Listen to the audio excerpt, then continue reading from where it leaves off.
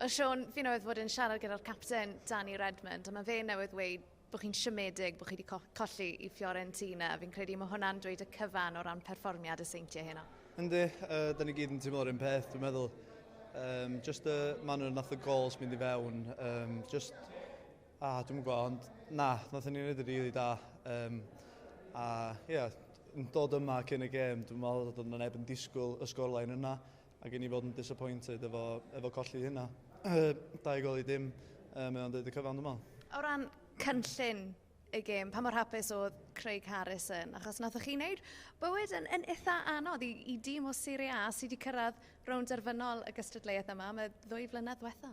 Do, dwi'n meddwl nath ni wneud y game plan yn sboron. Oedden ni'n treu eistedd mewn, a illa trio dal nhw ar y counter, a dwi'n meddwl os o'n i wedi gallu cael cwpl fwy o passes mewn, dwi'n meddwl os o'n i wedi gallu gwneud hynna lot mwy.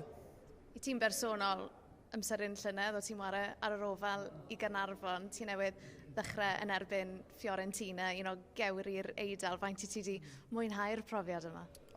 Just unwaith nath y dro wneud, o'n i'n eistedd yn tu, o mam a dad yn gwachod y dro, ac yn eistedd, Fiorentina, dda we, dwi isio.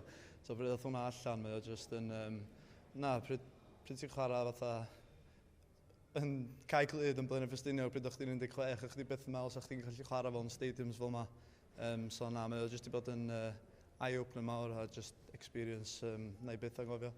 Wrth gwrs dyma gêm gynta Cyngres Ewropa.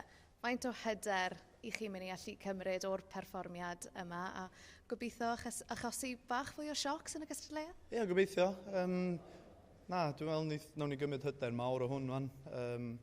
2 dim yn ebyn Fiorentina. Ond nawn ni fynd adra fan. Mae gennym ni Britain Ferry dy Sul.